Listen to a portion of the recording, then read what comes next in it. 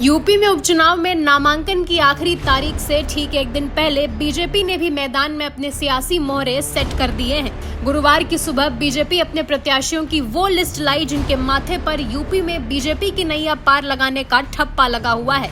करहल से कटहरी तक बीजेपी ने सभी 8 विधानसभा सीटों पर अपने प्रत्याशियों का ऐलान कर दिया है। एक सीट बीजेपी ने अपने सहयोगी दल आरएलडी को दिया है। उपचुनाव के लिए प्रत्याशियों के ऐलान के साथ ही बीजेपी ने सभी सीटों पर जीत का दम भरा है।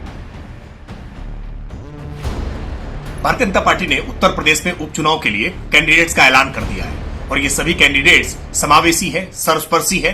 भारतीय जनता पार्टी का वो नारा सबका साथ, सबका विकास, सबका विश्वास और सबका प्रयास, इसको साकार करने वाले हैं। भाजपा केवल नारा नहीं देती है बल्कि अपने हर काम में इसकी झलक दिखाई पड़ती है।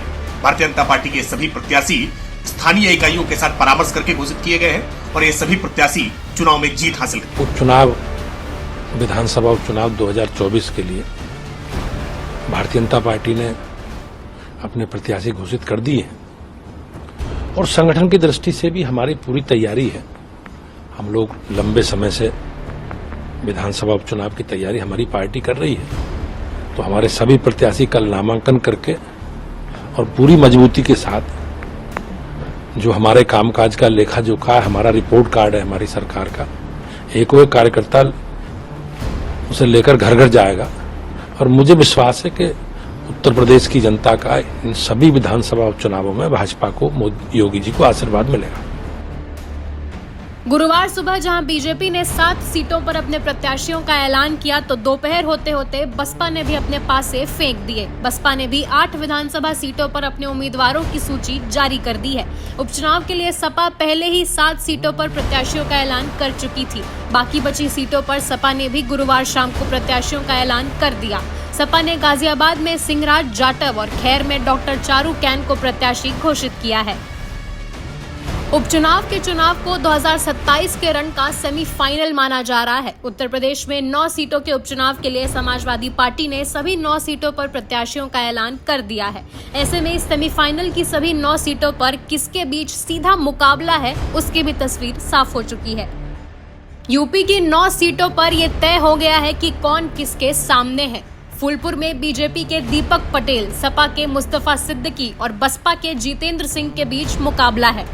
कटहरी में बीजेपी के धर्मराज निषाद, सपा की शोभावती वर्मा और बसपा के अमित वर्मा के बीच लड़ाई है। मझवा में बीजेपी की सूची स्मिता मौर्य की सपा की डॉक्टर ज्योति बिंदु और बसपा के दीपू तिवारी से टक्कर है। कुंदरकी में बीजेपी के रामवीर ठाकुर, सपा के हाजी रिजवान और बसपा के रफातुल्ला खान के बीच लड़ाई है। करहल की बात करें तो वहां लड़ाई और दिलचस्प है। करहल में बीजेपी के अनुजेश यादव और सपा के तेज प्रताप यादव में सीधी टक्कर है। करहल से बसपा ने अवनीश कुमार शाक्य को प्रत्याशी बनाया है। गाजियाबाद में मुकाबला बीजेपी के संजीव शर्मा, सपा के सिंहराज जाटव और बसपा के पीएन गर्ग के बीच है। खैर की लड़ाई बीजेपी के सुरेंद्र दिलेर, सपा की डॉक्टर चारू कैन और बसपा के डॉक्टर पहल सिंह के बीच है। सीसामऊ में बीजेपी के सुरेश अवस्थी, सपा के नसीम सोलंकी और बसपा के वीरेंद्र शुक्ला के बीच मुकाबला है। मीरापुर की सीट बीजेपी ने आरएलडी के खाते में दिया है। मीरापुर से आरएलडी के मिथिलेश पाल, सपा की सुंबुल राणा और बसपा के शाहनजर के बीच लड़ाई है। हमारी सरकारों के समय उत्तर प्रदेश एक बदलता हुआ उत्तर प्रदेश और अपराध मुक्त उत्तर प्रदेश, माफिया मुक्त उत्तर प्रदेश और एक एक्सप्रेसवे वाला उत्तर प्रदेश, और हमारा जो कमिटमेंट है बिजली, पानी, सड़क, शिक्षा, स्वास्थ्य, सुरक्षा, हमारी सरकारों ने जो काम किए हैं योगी जी और मोदी जी की, उसे लेकर बीजेपी का एक कार्यकर्ता घर घर जाएगा। बीजेपी ने अपनी लिस्ट का ऐलान किया तो जो सीट शेयरिंग पहले से तय थी उसी पर मुहर लगी। खबर थी कि संजय निषाद कटहरी और मझवा सीट पर मजबूती से अपनी दावेदारी पेश कर रहे थे। आलाकमान पर प्रेशर बनाने के लिए बीते कई दिनों से ही दिल्ली में डेरा डाले हुए थे, लेकिन प्रत्याशियों की लिस्ट आते ही सारी अटकलें फेल हो गई। केंद्रीय नेतृत्व ने उनकी दावेदारी वाली दोनों ही सीटों पर बीजेपी के प्रत्याशी उतार दिए और मीरापुर सीट पर पहले से ही आरएलडी की दावेदारी है। हालांकि एनडीए में बीजेपी के दूसरे सहयोगी ओम प्रकाश राजभर से डीडी यूपी की टीम ने बीजेपी की लिस्ट पर सवाल किया तो उन्होंने भी सभी सीटों पर जीत का दावा ठोका। भारतीय जनता पार्टी ने आज जो है अपने कैंडिडेट का नाम जाहिर कर दिया, कैसे आप सपोर्ट कर रहे हैं? बहुत अच्छा है, कैंडिडेट जीतेंगे, सब जीतेंगे, देख लीजिएगा। बहुत अच्छा है, कैंडिडेट जीतेंगे, सब जीतेंगे, देख लीजिएगा। 2027 में 9 सीटों पर जीत का दावा, क्या लगता है? बहुत अच्छा है, 2027 में 9 सीटों पर जीत का दावा है। बीजेपी ने अपनी लिस्ट में सभी वर्गों को साधने की कोशिश की है। जिन 9 प्रत्याशियों की सूची जारी की है उनमें 4 ओबीसी, 3 सामान्य वर्ग से और 1 दलित है। बीजेपी ने करहल से यादव प्रत्याशी अनुजेश यादव को मैदान में उतारा है। करहल से बीजेपी उम्मीदवार अनुजेश यादव रिश्ते में अखिलेश यादव के बहनोई भी है। अनुजेश यादव मुलायम सिंह यादव के दामाद लगते हैं। अनुजेश यादव मुलायम सिंह यादव के भाई अभय राम यादव की बेटी संध्या यादव के पति हैं। अनुजेश यादव सपा सांसद धर्मेंद्र यादव के सगे बहनोई हैं। अनुजेश यादव करहल से सपा प्रत्याशी तेज प्रताप यादव के फूफा लगते हैं, यानी अब करहल सीट पर फूफा और भतीजा आमने सामने हैं।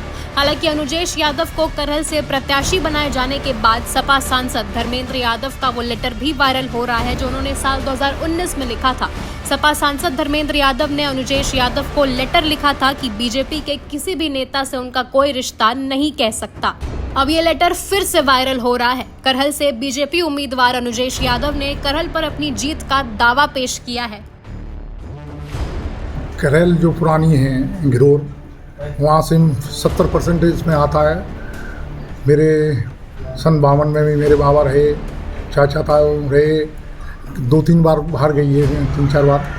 मेरे इस करहल से और मैनपुरी के लोगों से पुराना मेरा लगाव रहा है।